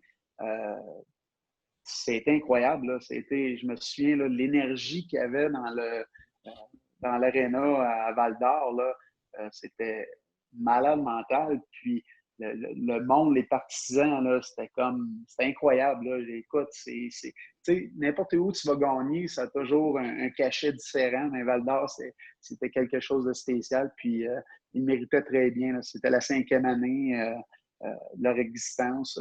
Les partisans étaient tellement fiers, puis ils en parlent encore aujourd'hui là, de comment que c'était, de la façon qu'on a gagné. On a joué contre Rimouski, il y avait le Cavalier qui était là, c'était le gros joueur de la Ligue. C'était eux qui étaient censés gagner, puis c'est nous qui avons gagné. Ça n'a pas bien été à Spokane, à Coupe Memorial, mais c'est ça. Au moins, on a gagné la Coupe du Président ici au Québec. Tes meilleurs souvenirs à Montréal, moi, je serais curieux d'en entendre parler un peu. Ben écoute, j'ai tellement de beaux souvenirs à Montréal. Ma première partie, mon premier but. Je vais toujours me rappeler toutes les fois que les partisans criaient mon nom. Tu sais, j'étais un gars de 4e trio. Je ne suis pas un marqueur de 20, 30, 40 buts. Puis souvent, durant les parties, ça criait mon nom. Puis lorsque tu entends 21 273 spectateurs qui disent Bégin, ou peu importe ton nom, je peux te dire que ça te donne vraiment de l'énergie, ça te donne confiance et c'est une source de motivation incroyable. Puis j'ai trippé, là. Moi, j'ai adoré ça, puis j'ai été tellement surpris de ça, puis j'ai toujours été reconnaissant envers le public. J'ai toujours pris le temps. C'est pour ça aussi que j'ai été aimé par les partisans ici à Montréal puis qui me reconnaissent encore. Puis j'ai toujours pris le temps avec eux. C'est toujours quelqu'un qui venait me parler dans la rue. Je prenais le temps, je parlais. On était dans un restaurant avec ma femme, ma famille, puis il y a du monde qui venait s'asseoir avec nous. Puis je parlais toujours. Et ma femme, elle dit « Pourquoi tu l'as dit? » Ça m'est quelque part. « Pourquoi tu l'as dit pas que tu peux venir après on va manger? » Je fais « Écoute, c'est pas grave, là. Ça fait partie de la job. » Puis à un moment donné, écoute, je vais toujours m'en souvenir, ma femme, au début, elle a travaillé un petit peu. L'été, elle travaillait chez Cora à Sainte-Thérèse. Puis on restait à Blainville, nous. Puis elle ne travaillait pas ce journée-là. On avait été manger là. Ou non, c'est lorsque je jouais pour le Canadien, c'est vrai, elle ne travaillait plus là. Fait qu'on avait été manger au Cora. Puis il y a quelqu'un qui avait carrément venu s'asseoir avec nous pour manger. Il voulait parler, lui, il voulait me parler. Fait que, là, à un moment donné, la gérante est venue. Elle dit « Là, monsieur, il va falloir partir. » Là, je suis ah, mais c'est correct, là, il a presque fini. Là. Mais, tu sais, c'est ça. Il faut que. Moi, j'ai toujours dit que ça faisait partie de la job. Puis, j'adore ça. J'adore parler. Vous l'avez constaté depuis tantôt. J'adore parler et j'ai aussi pris le temps beaucoup avec les médias. Les médias, c'est important. Qu'on gagne ou qu'on perde, j'étais toujours là. Donc, il fallait que quelqu'un se présente, puis plus souvent qu'à mon tour, c'est à moi qui allait. Ça ne me dérangeait pas, puis je pense que c'était mieux de même également. Puis, ben, ça, on l'a vu, tu t'es beaucoup impliqué dans les médias puis dans la communauté à Montréal. Est-ce que tu penses que ça te freinait un petit peu ta carrière avec les Canadiens, avec le changement d'entraîneur qu'il y a eu? Puis... Ben, je sais où tu m'en mets. Tu as lu mon livre? Oui. Ben, écoute, c'est ce que j'avais entendu dire. Oui, j'en faisais beaucoup, mais moi, je ne m'en rendais pas compte parce que moi, c'était normal de redonner. Moi, j'ai toujours, mon père m'a toujours dit ne jamais oublier de où est-ce que tu viens. Puis, j'ai jamais oublié. J'ai toujours aidé les personnes qui en avaient besoin, surtout les enfants. Moi, les enfants, pour moi, c'est important. C'est le futur. Puis, donc, j'avais la Fondation du Canadien. Toutes les fois qu'ils me demandaient quelque chose, je disais oui, pas de problème, oui, je vais y aller. L'été, j'étais ici. Là, fait que, moi, j'avais pas de trouble avec ça. Mais peut-être que oui. Peut-être que oui, peut-être que ça mène un peu, peut-être que. Mais tu sais, pour moi, je trouvais que c'était un besoin. À ce temps, je pense qu'ils sont plus entourants, cadrés, ce côté-là. Là. Ils disent pas oui à tout. Je pense que c'est vraiment l'organisation qui dit OK, tu vas là, telle date, telle heure, c'est tout. Puis on a fini avec toi pour tant de temps. Et moi, c'était m'appeler direct, puis c'était OK, je vais y aller, je vais y aller. Ça, c'était en plus des autres choses, des autres fondations que je disais oui pour des amis que je connaissais, puis que, tu sais, c'est une fondation importante pour les enfants. Elles sont toutes importantes. Toutes les fois, ça touche des enfants, mais je me souviens, mon père, il pouvait m'appeler 20 fois par année. Ah, mais là, tu devrais venir à celle-là, là, c'est pour les enfants. Je sais, papa, je sais, c'est tout pour les enfants, elles sont toutes importantes. Papa. Mais je ne peux pas dire oui à tout. Parce qu'à un moment donné, il a fallu que je mette un frein à tout ça. Mais peut-être. Oui, tu as lu mon livre, tu sais que, écoute, c'est sûr que lorsque Carbo est arrivé, c'était moins. J'ai jamais compris pourquoi. S'il est trop tard pour essayer de comprendre le pourquoi. Mais oui, ça a moins bien été, puis j'ai comme été tassé, je peux dire, de l'équipe ou de la map, là, mais sans savoir pourquoi c'est arrivé. Puis, dans le fond, tu dis toujours, mais ça va revenir, puis ça revenait jamais. Puis à un moment donné, je me suis fait échanger. Mettons, nous autres, dans votre temps, ça fait pas trop longtemps, mais est-ce que vous aviez ça, mettons, un département qui gérait justement les plus côté médias et ainsi de suite? Ou... Parce qu'aujourd'hui, les joueurs ils ont accès à ça, il y a du monde qui gère ça. Ben, tu sais, nous autres, avant, les médias, c'était pas Instagram, c'était pas Twitter, ça n'existait pas, ça, ce côté-là. Ben, tu sais, vers la fin, oui, là, ça existait, là, c'était là, mais c'était pas comme aujourd'hui. Quand je suis arrivé à Montréal en 2003, il n'y avait pas de ça, là. On ne se le cachera pas. Mais il y a toujours eu Dom Saillant puis Donald Beauchamp qui étaient là. Qu'eux autres, ils géraient les médias internes. Les médias, toutes les fois, tu avais une interview à faire, toutes les fois que les médias arrivaient dans la chambre.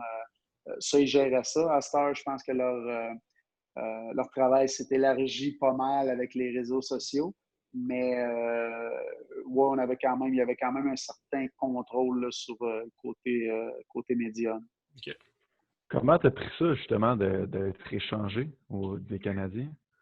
C'était tough. C'était vraiment, vraiment tough. Surtout par la suite, lorsque j'étais rendu à Dallas, Renaud Lavoie était venu me voir les jours par la suite, là, les jours précédents. Puis non, c'est ça. Il était venu me voir, je pense que c'est 2 jours après que j'ai été échangé. Il voulait faire un reportage, un topo, puis là, il me parlait. Puis ça, j'avais aucune idée. Là, durant l'entrevue, il me dit Steve, ton article qui est sorti sur ton échange, c'était un des articles les plus vus, les plus lus de l'histoire de la RDS. Les messages d'amour qu'il y a eu là-dessus, c'était incroyable. Donc là, il m'a comme figé, là. J'étais comme. Il m'a posé une question, je me suis mis à pleurer. J'étais comme, wow, ça m'a affecté beaucoup. J'ai trouvé ça tough parce que, veux pas, vers la fin, moi, je cherchais une solution, je voulais jouer. Je parlais avec Bob Gainé qui me disait, c'est quoi tu veux? Le meilleur des mondes, c'est que, tu peux pas tomber un joueur qui apporte quelque chose de bien à son équipe, un joueur important, du jour au lendemain, tomber, t'es plus important. T'es rendu dans les oubliettes, puis que ça va pas bien. Et là, ça faisait 1 an que c'était de même, ça faisait 2 ans que c'était de même. Puis, veux pas le mental, tu essaies moi, j'étais un gars qui se motivait. J'avais pas besoin de personne là, pour me donner un coup de pied à bonne place puis me motiver. Là. Moi, j'arrivais, puis j'étais déchaîné, puis je me trouvais ma motivation. Et là, à un moment donné, à force de te dire, OK, ça va bien s'en aller, ça va changer. Puis là, ça ne changeait pas. Je me souviens, à un moment donné, mes dernières séries, j'ai joué à Montréal, ça a super bien été. Puis à la fin, on a gagné contre Boston. C'est notre trio avec Smolinski puis Kostopoulos qui avait, je frappais, ça allait super bien. Puis après tout ça, je me suis dit, l'an prochain, ça va bien aller. Ah non, j'ai retombé au camp d'entraînement, puis j'ai retombé dans la roue qui tournait, qu'elle a joué dans les estrades, puis j'en revenais comme pas. Puis ça a vraiment commencé à débouler là. Mais moi, j'ai dit à Gagné, j'ai dit, moi, je veux jouer à Montréal, je veux retrouver mon spot, puis ça va bien aller, là. Il dit, ouais, mais je pense pas que ça va arriver, puis c'est pas dans ses plans, puis il dit, c'est quoi tu veux aller dans les mineurs? Je dis, ben, je veux pas aller dans les mineurs, je veux jouer au hockey dans la Ligue nationale. Il dit, OK, d'abord, tu veux te faire échanger? Bien, si c'est bon pour ma carrière, oui. Si vous n'allez pas me faire jouer et continuer de même ou m'envoyer dans les mineurs, oui. Si vous êtes capable, échangez-moi. Fait que c'est ça, c'est là qui est arrivé. Je me suis fait échanger à Dallas. Fait que c'était difficile, mais écoute, quand tu as une carrière comme ça, tu t'en remets quand même rapidement. Laquelle des villes que tu as aimé le plus jouer dans la Ligue nationale? J'ai adoré Montréal, mais j'ai aussi adoré Boston. Boston, c'est incroyable. Une ville super. En plus, c'est une belle ville, là. Le vieux, l'histoire qu'il y a à Boston, mélangée avec le nœud au centre-ville, là, c'est incroyable. Moi, j'ai trippé. J'ai été là juste seulement 1 an, mais j'ai adoré ça. Moi, j'aimerais ça que tu nous parles de ton après-carrière. La décision que tu as prise de retourner au secondaire, comment ça s'est passé dans ta tête, cette décision-là?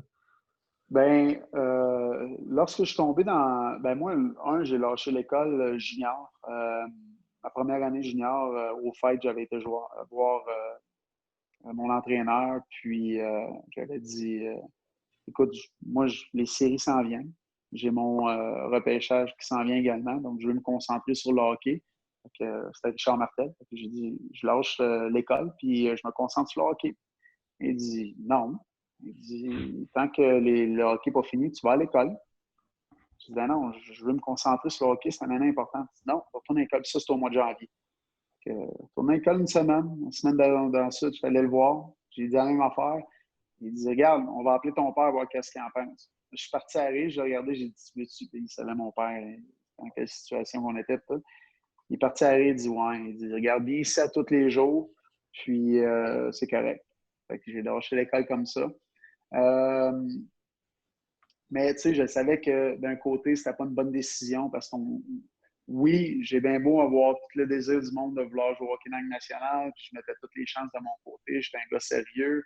On ne sait jamais ce qui peut arriver, un accident d'auto ou une blessure qui met fin à ma carrière. Ça peut arriver assez rapidement. On n'est pas à l'abri de ça. Donc, mais moi, pour moi, c'était important. Fait que j'ai lâché l'école. Puis dans la Ligue américaine, j'ai pensé retourner aux études, cours à distance. Mais la logistique dans ce temps-là, c'était pas la même affaire. Là. Dans ce temps-là, je parle fin des années 90. Downloader une chanson de 3 minutes, là, ça pouvait te prendre 45 minutes. Là. Fait que la logistique, c'était pas la même chose. Donc, le projet a comme été mis sur la glace, puis j'ai atterri dans la Ligue nationale à temps plein. Donc, le projet, j'avais comme oublié le projet. Puis, lorsque j'ai terminé, tout le long, je me suis dit, un jour, je vais devoir le terminer, même si ça va bien au hockey, je vais devoir terminer mon secondaire. Et puis, juste pour donner un exemple, puis j'ai fini ma carrière. J'ai pris ma deuxième retraite du hockey. Puis Simon Arsenault m'a approché du groupe MVP, qui s'occupe de moi là, des choses promotionnelles. Puis son frère a mis sur pied la plateforme Challenge You. Fait que, il m'a dit, Steve, je sais que tu m'as déjà parlé de l'école, tout ça. J'ai un beau projet pour toi. Mon frère vient de mettre sur pied Challenge You. Tu pourrais terminer ton secondaire à la maison, sur ton cellulaire, ça te tente-tu? J'ai dit, OK, présente-moi ça. Puis, aussitôt qu'il m'a présenté ça, j'ai dit, OK, j'embarque. J'ai regardé que j'avais terminé. C'était mon cours de français. Donc, j'avais 7 examens de français. C'est 4 modules. Puis, excuse-moi, c'était crissement difficile. Mais j'ai eu des super de bonnes notes. Ça a vraiment bien été parce que mon ardeur, ma passion que j'avais pour le hockey, mais je l'avais là-dedans aussi. Là, puis sérieusement, j'ai eu du plaisir à faire mon français. Ça m'a amélioré sur bien des choses que je suis vraiment fier et content d'avoir fait aujourd'hui. Puis, une semaine avant mes examens, là, je passais du matin à partir de 6-7 heures jusqu'au soir, jusqu'à des fois 9-10 heures à étudier, à faire des pratiques, puis pour la journée de mon examen, je me préparais vraiment en gros. Puis à part ça, j'ai une famille, j'ai ma compagnie de construction en génie civil que je travaille, qui m'amène partout. Je bouge beaucoup à travers le Québec. Donc, j'étais vraiment occupé. Puis, j'avais trouvé le temps à travers tout ça. Moi, le temps que je m'étais trouvé, c'était Je me levais super tôt le matin. Je travaillais jusqu'à temps que mes enfants se lèvent. Les enfants se lèvent, je préparais à déjeuner, tout ça. Après ça, je partais travailler. Je revenais le soir. Souvent, je faisais mes devoirs avec eux. Fait qu'en même temps, je m'assoyais à la table avec eux. Puis, après ça, on passait du temps ensemble. On allait les coucher. Lorsqu'ils étaient couchés, je commençais à travailler, je faisais mes études. Puis, moi, je voulais faire ça, dans le fond, c'est pour, pour moi, personnel. Je voulais le terminer. Je trouvais que c'était important. Je trouvais que c'était important pour mes enfants. Je voulais être crédible lorsque... C'est sûr qu'à un moment donné, là, ça va bien, on va toucher du bois. Mes enfants, les deux sont au secondaire. Ma plus vieille est en secondaire 4, ma plus jeune, c'était sa première année au secondaire cette année. Puis, c'est sûr qu'à un moment donné, ils vont venir me voir puis ils vont me parler de l'école. Tu sais, j'ai des difficultés, ils vont se remettre en question. Et je voulais être la bonne personne pour leur parler, puis je voulais être crédible. Tu sais, mettons, j'aurais pas terminé mon secondaire, je commençais à leur parler comment c'était important à l'école, terminer, tout ça. Ouais, mais toi, papa, t'as pas ton secondaire 5 puis t'as bien réussi dans la vie. Tu sais, c'est pas la même chose. Donc, j'ai terminé un petit peu pour eux autres. Je vais être crédible pour leur parler lorsqu'on viendra le temps de leur parler de l'école. Et pour être un exemple aussi pour les décrocheurs, ceux qui pensent décrocher, les jeunes Québécois qui ont de la difficulté de ce côté-là. Puis, je pense que c'était un bon temps d'utiliser ma notoriété parce que quand je suis à Montréal, là, veux pas, tu te crées une notoriété que tu peux pas te créer ailleurs. Puis, il faut l'utiliser. Je pense que je l'utilise pour les bonnes raisons. Là. Qu'est-ce que tu aurais justement à dire aux jeunes, mettons, qui sont un peu dans la même situation que tu étais ou qui pensent à peut-être décrocher l'école, justement, vu qu'ils ont plus de difficultés? Bien, je pense qu'il faut persévérer. Oui, c'est pas facile l'école, puis c'est pas le fun. Puis, tu veux bouger, tu peux pas rester assis toute une journée, mais c'est tellement important. C'est tellement tu en as besoin pour le futur, tu en as besoin, pour performer, pour t'améliorer, pour apprendre, pour ton intelligence. Et l'école, c'est la meilleure place pour apprendre lorsque tu es jeune. Et puis, écoute, moi, oui, j'ai eu des difficultés à l'école. Je n'étais pas trop bon. Puis en plus, je suis dyslexique. Donc, tu sais, dans le temps, ça n'existait pas. Tu n'étais juste pas bon. Fait que moi, j'étais considéré comme pas bon par les professeurs à l'école.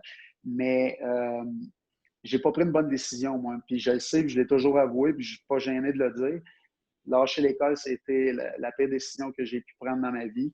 Je suis chanceux, j'ai réussi à le refaire. Mais moi, tu sais, j'avais quand même eu une carrière, j'avais quand même été capable de placer ma vie, de shaper ma vie à travers ma carrière pour préparer mon après-carrière. Donc, ce que j'ai fait, finir mon école, c'est un extra que j'ai fait parce que je voulais m'accomplir moi-même. Puis, les autres qui n'ont pas de carrière, qui pensent qu'ils sont à l'école, qui pensent aller sur le marché du travail sans terminer leurs études, c'est la pire décision qu'ils peuvent prendre. Lâchez pas, travaillez fort, parce qu'il n'en reste pas beaucoup, puis ça va vite. Puis, un coup que tu as terminé, tu es tellement fier, puis tu peux t'en aller sur le marché du travail, tu as les chances d'avoir de meilleurs jobs. Puis, écoute, c'est ça. Faites pas comme moi. Faites ce que je dis, pas ce que j'ai fait. Ouais.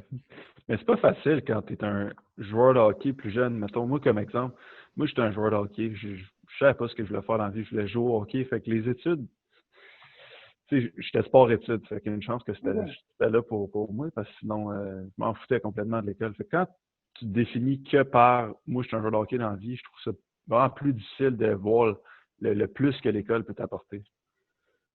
Moi, je dis aux jeunes à cette heure-là, servez-vous du hockey pour avancer à l'école. Parce que les portes, maintenant, là, sont tellement ouvertes à travers l'école pour jouer au hockey. C'est incroyable. Comparativement avant, dans mon temps, ou même avant ça, c'était peu probable. Là. Mais maintenant, là, écoute, dans les collèges américains, là, il y a plus de joueurs qui sont issus des collèges américains dans les repêchages que des autres ligues. Où, je ne sais pas c'est quoi les statistiques, là, mais si tu compares à avant, c'est incroyable comment est-ce que ça a augmenté. Là. Puis, tu sais, dans la Ligue de hockey junior majeur du Québec, ils ont fait beaucoup de progrès de ce côté-là. Dans toutes les catégories, à cette heure, on se tourne plus vers une tangente scolaire, ce qui est incroyable. Puis, je pense que c'est vraiment important. Tu sais, si je vais plus loin que ça, là, je parlais tantôt que j'ai fait beaucoup de travail lorsque j'ai fait mon retour au jeu. Puis une étude que j'ai faite, je devais écrire un résumé de 500 mots, si je ne me trompe pas, là. Puis je l'ai fait sur l'importance du sport à l'école, l'importance de l'éducation physique. Puis là, on va loin, mais je veux juste ouvrir une parenthèse. Ce que moi, j'avais écrit, c'est que ça serait important de donner 1 heure obligatoire d'éducation physique à tous les jours, pour tous les jeunes à l'école. Pas les laisser faire après, pas durant, ils comptent 2 fois 15 minutes de récréation, ça fait 30 minutes. Non, non, non. 2 heures, 1 heure par jour obligatoire d'éducation physique. Je pense que ça réglerait beaucoup de problèmes. Les professeurs ont tellement d'ouvrages, il y a beaucoup de dépression côté des professeurs à l'école. Puis les jeunes, ça les fait bouger. Moi, je vais me prendre moi comme exemple. Lorsque j'étais jeune, là, la journée, j'étais quelqu'un vraiment de turbulent. Là. J'étais quelqu'un qui n'arrêtait pas de parler à l'école. J'aimais tellement ça faire rire tout le monde. Je voulais que, j'étais le clown de la classe.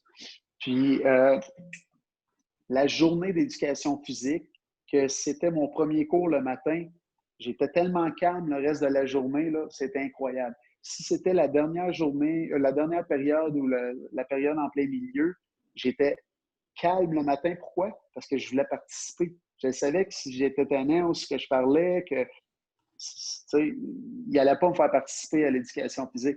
Donc, pour moi, là, c'était à toutes les fois, là, j'étais droit comme une barre, puis je performais à l'école ces journées-là. C'est drôle à dire, là, mais je performais les journées que j'avais d'éducation physique. Donc, tu sais, avec tous les problèmes, master, qu'il y a là, j'ai parlé de mon problème tantôt de dyslexie, mais il y a des jeunes qui sont pas capables de le tenir en place, des hyperactifs, c'est bon pour eux autres. Je pense que ça règle beaucoup de problèmes. Puis, c'est un débat qui pourra partir pendant longtemps, là, mais moi, tout ça pour dire que dans un des travaux que j'ai fait, les travaux que j'ai fait lors de mon retour à l'école, c'est là-dessus que j'ai parlé. Mais c'est ça, mais ça donne la chance à tout le monde, tous les joueurs de hockey, de combiner les deux sports et études pour cheminer au hockey. Mais moi, je leur dis toujours aux jeunes, là, servez-vous du hockey pour avancer dans vos études. C'est vrai ça, parce que j'ai lu justement une étude de, je pense, 2-3 ans en début de mon université, puis l'étude disait que ils ont comparé 2 groupes qui étaient à l'école, puis ils ont fait faire une marche de 15 minutes avant un examen à un groupe, puis l'autre groupe, ils l'ont pas fait faire, puis le groupe qui ont fait la marche 15 minutes avant, au lieu d'étudier encore pour l'examen, disons, ben ils ont eu des meilleures notes que eux qui ont juste rien fait. Mais tu dis ça, mais il y a plein d'études comme ça qui prouvent exactement ton point, qui prouvent le point que je parle depuis tantôt, mais ça ne va pas plus loin. Là, à cette heure, ils développent des budgets, mais ils ne l'utilisent pas de la bonne façon. Là, il y avait un programme, c'est des cubiques, là, je ne sais pas trop, là, que tu devais faire à la maison, tu devais faire pendant la récré. Tu sais, ils remettaient ça également sur le dos des professeurs. Okay, c'est vous qui doivent les faire bouger. Ça se peut pas. C'est pas une affaire de passer 1 heure de temps en éducation physique ou ben non, te lever de ta chaise, faire 2-3 jumping jacks, puis te rasseoir, OK, t'as un cube. Ou le soir à la maison, OK, là, papa, maman, qui ont travaillé toute la journée, OK, il faut aller faire de l'exercice dehors. Là. Tu sais, ça marche pas. Là. Écoute, il y en a tellement des parents, là. OK, t'as fait 3 cubes à soir, là, et voilà, c'est bon, là, donne ça à ton professeur. Mais tu sais, ils les ont pas fait, là. Mais il y a tellement d'études, il y a tellement d'expériences qui ont été faites. Puis il y a une école, c'est des joueurs de football, je pense, qui avaient fait ça. Puis l'école, je m'en souviens plus c'est où là, que j'avais lu, là, c'est eux autres qui, à leur charge, là, ils avaient fait un programme.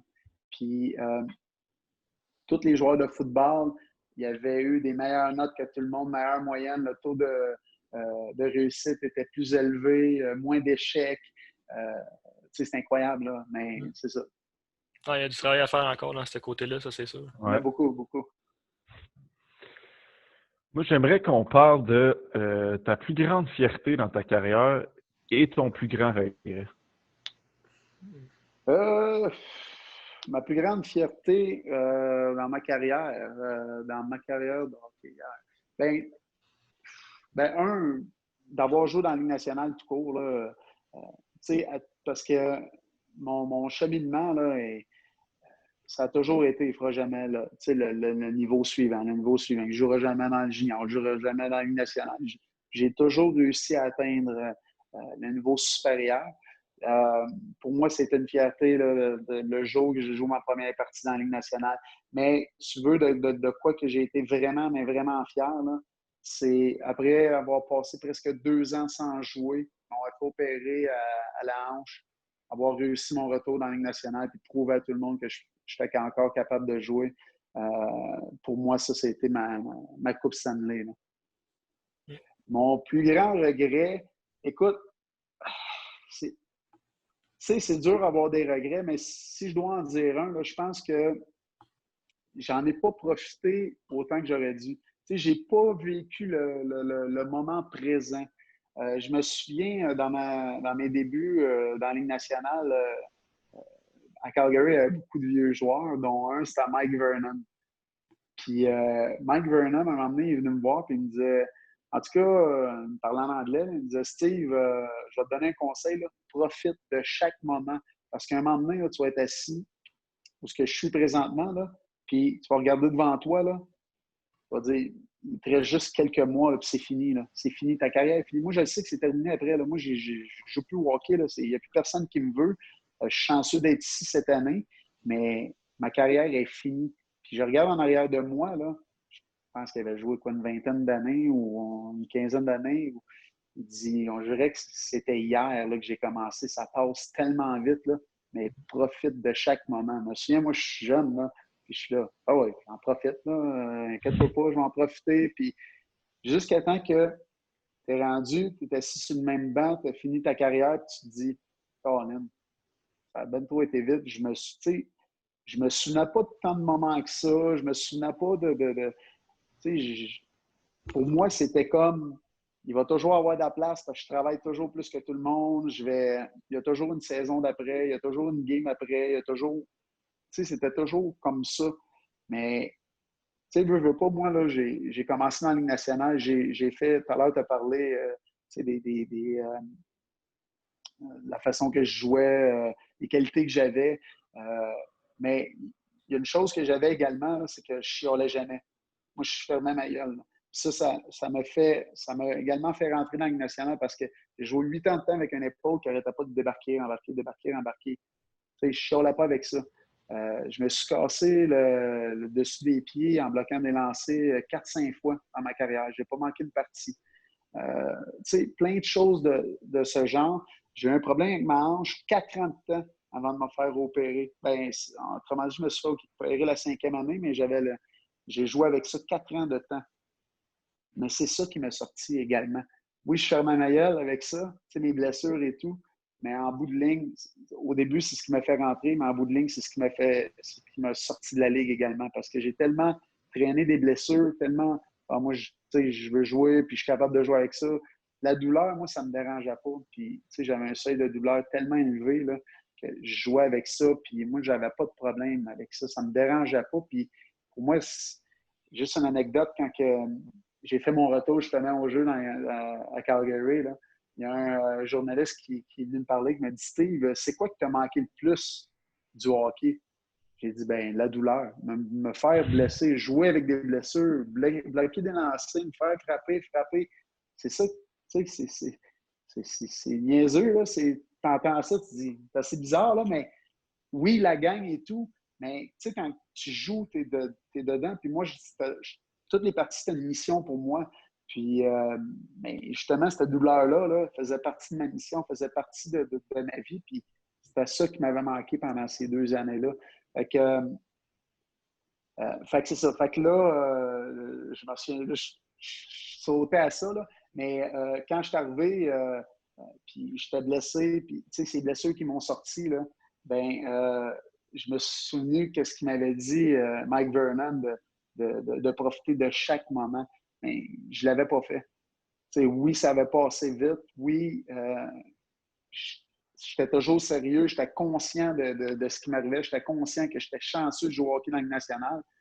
Mais c'était ça. Donc, quand j'ai fait mon retour, là, je m'étais promis là, que c'était la première affaire que j'allais faire puis j'allais me concentrer là-dessus. ça a été ma meilleure saison. Meilleure saison, pas côté points, pas côté statistiques, la façon que j'ai joué, mais ma meilleure saison, mentalement, physiquement, c'était comme si on était dans une bulle, l'équipe, puis que j'étais comme en haut de la bulle, puis je me voyais agir, je me voyais aider les jeunes, je me voyais, j'en ai tellement profité, là, j'étais bien là-dedans, puis je me souviens de tout. Je me souviens de tout du jour 1 à la dernière journée de mon retour à Calgary. Puis ça, c'était pour moi une saison fantastique, incroyable. Puis j'ai été chanceux d'avoir eu cette chance-là là, pour finir sur une bonne note. Là. Ben, moi, je pense que tu l'as travaillé plus que tu as été chanceux. Ouais. Oui, ben écoute, oui, mais j'ai été chanceux qu'il y ait quelqu'un qui a décidé de me faire venir au camp d'entraînement, puis c'est Bob Hartley. Bob Hartley, il croyait en moi, puis il a dit, écoute, j'ai besoin de grit dans mon équipe, puis j'ai pensé à toi. Fait que, tu sais, il m'a toujours... Puis en plus, cette année-là, c'était le lockout, on a manqué la moitié de la saison, fait que ça m'a donné quand même un 6 mois de plus pour m'entraîner, parce qu'après mon opération, là, j'avais une grosse pente à monter. Mais oui, je me suis entraîné 2 à 3 fois par jour, non-stop. Puis j'ai été tellement sérieux, alimentation, tout ce que tu veux, là, je l'ai fait ça à la coche parce que moi, j'étais prêt. Puis je me souviens quand j'étais arrivé au camp d'entraînement, Bob m'a dit, tu sais, Steve, j'ai tout fait pour t'apporter au camp d'entraînement, puis ça a tout pris parce qu'en haut, il n'était pas trop d'accord. Mais à partir d'aujourd'hui, je ne peux plus t'aider. Donc, c'est à toi, la porte est ouverte. Fais ce que tu fais de mieux, fais le mieux, puis tu n'auras pas 2 chances. Là. Si pendant une pratique, ça ne va pas bien parce qu'on avait juste une semaine de camp d'entraînement, 100 games hors concours parce qu'à cause du lockout, la saison devait recommencer. Si une journée que ça va pas bien, une pratique, là, ça se peut que le lendemain, que tu ne sois plus ici. Là. Je suis parti à arrêt, puis en dedans de moi, j'avais le goût de dire, mais je ne voulais pas être arrogant, mais je me suis dit, une pratique, pas travailler, pas me donner, impossible. S'il m'avait dit 2 minutes, j'aurais été nerveux. Une pratique, zéro stressé. J'ai dit, je m'en viens ici pour faire l'équipe, il n'y a pas personne qui va me tasser de là. Je vais en faire l'équipe. Fait que c'est ça. Est-ce que ton passage au championnat mondial junior rentrerait dans un de tes plus grands regrets? Ben, regret, non, écoute, oui, on a perdu. J'ai été déçu sur bien des points. J'ai surpris bien du monde en faisant l'équipe, mais il y avait besoin d'un joueur comme moi qui était agressif, puis j'étais l'assistant capitaine. J'avais m'occuper un petit peu de notre gang de Québécois et tout. Mais rendu là-bas, moi, dans ma tête, c'était, écoute, ça va être comme professionnel, on va être dans notre bulle, tout le monde pense juste au hockey et tout ça. Mais j'ai tellement été déçu, là.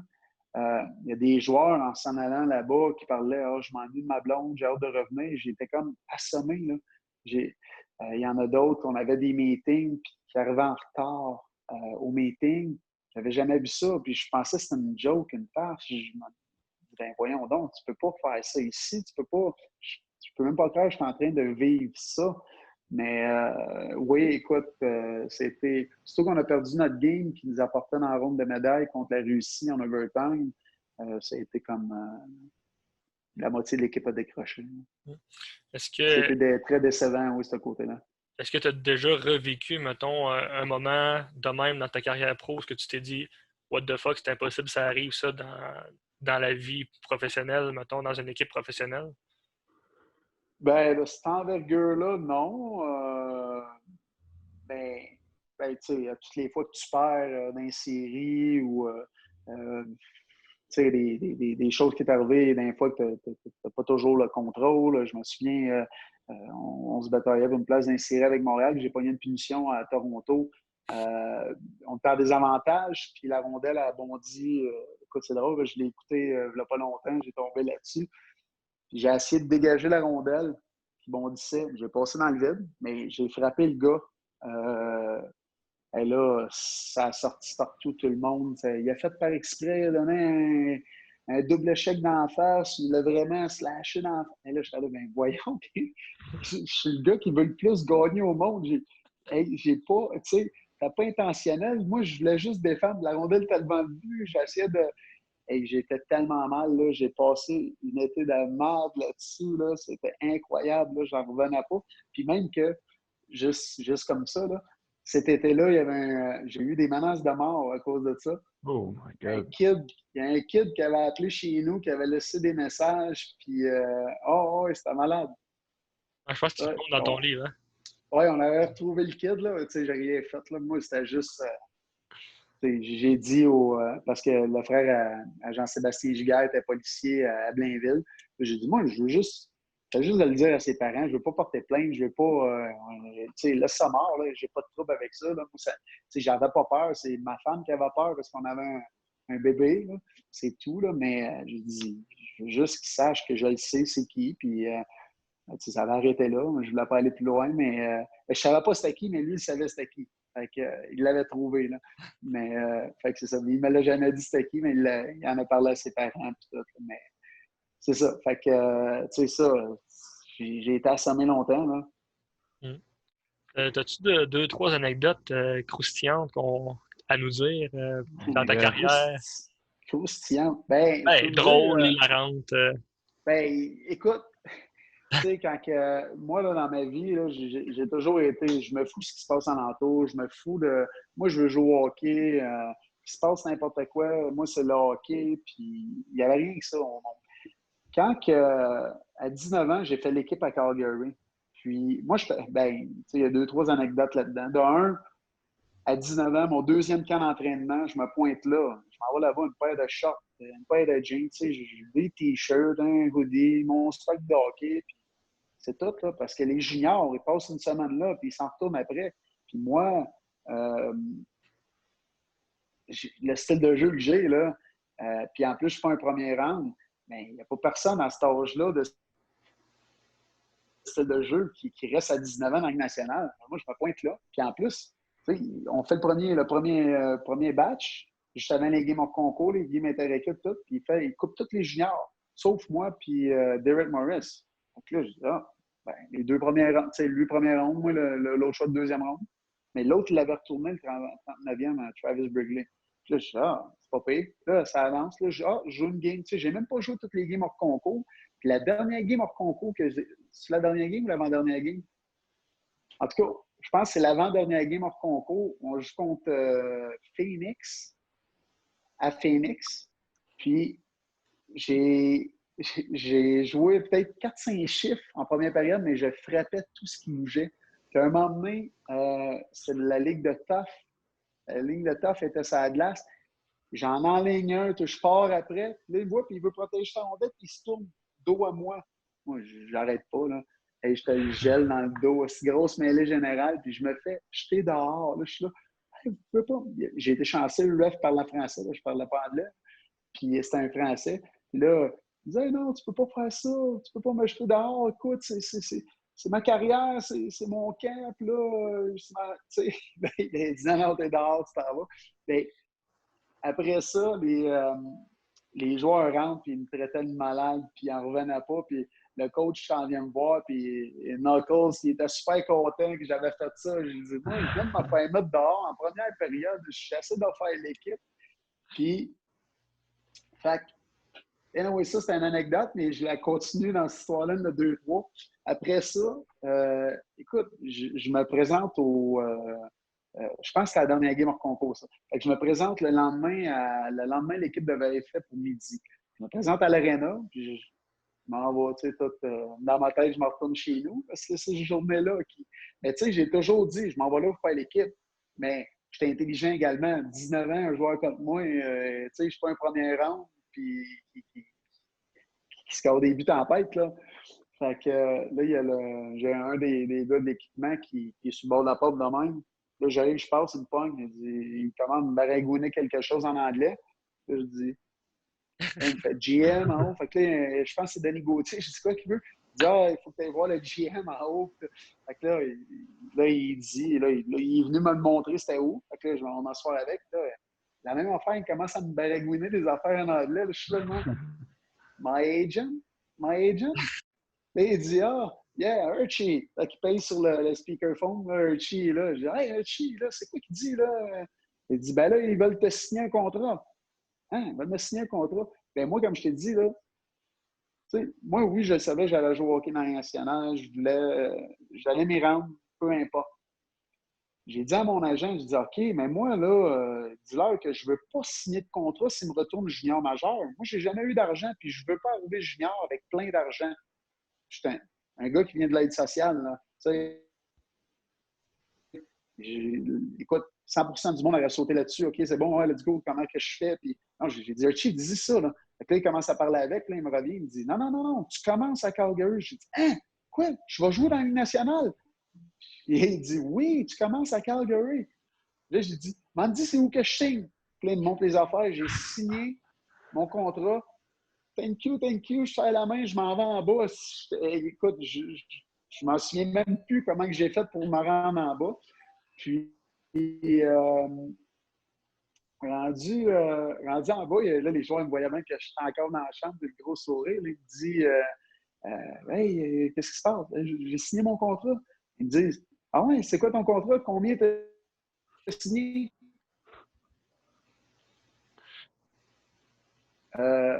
Je chiffre. L'idée, c'était quoi mon contrat? Moi, j'étais tellement heureux, tellement content de signer le contrat, de faire la Ligue nationale, que les chiffres, peu importe, moi, ça ne me dérangeait pas. C'était pas ce qui était important pour moi. C'est que je venais de réaliser un rêve et c'est ça. Fait que j'ai su, genre, le soir, j'ai appelé mon agent. Mon agent avait reçu le contrat parce qu'il devait le signer. Donc, dans ce temps-là, ça fonctionnait à fax. Il avait reçu le fax.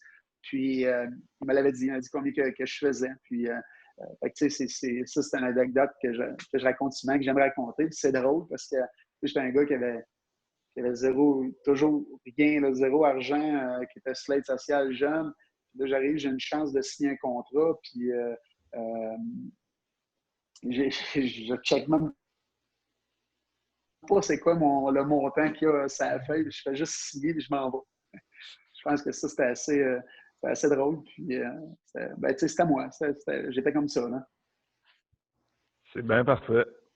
C'est quand même. Il n'y a pas grand joueur qui aurait fait ça, sérieux. Oh! Non.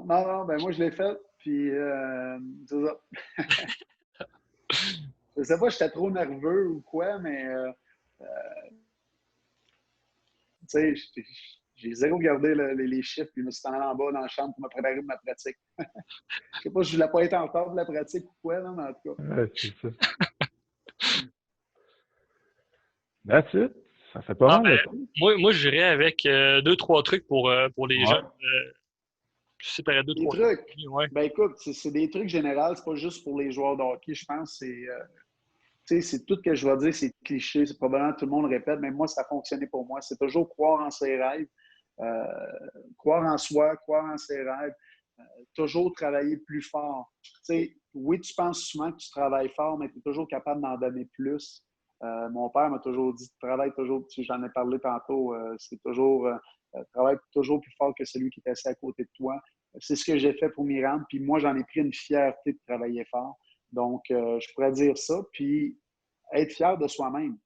Tu dois être fier de toi-même, de ce que tu accomplis. Toujours y aller une étape à la fois. Je pense que ça, c'est très important. Puis c'est comme ça que je me suis rendu dans la Ligue nationale. Puis c'est comme ça que la plupart des joueurs se rendent dans la Ligue nationale également. Ben écoute, c'est pas des trucs clichés parce que c'est quand même puissant quand ça vient de Steve Bégin, contrairement Exact. à ça viendrait de Philippe Roy, disons. Exact. Oui, mais tu sais, que ça vienne de n'importe qui, que c'est pas tes parents ou que c'est pas ton entourage, c'est toujours puissant. Ouais. Ben moi, je vais te dire un grand merci de ton temps et d'avoir accepté l'invitation et de nous parler de tes expériences professionnelles puis personnelles également. Absolument. C'est moi qui vous remercie, les boys. Puis lâchez pas, faites une belle job.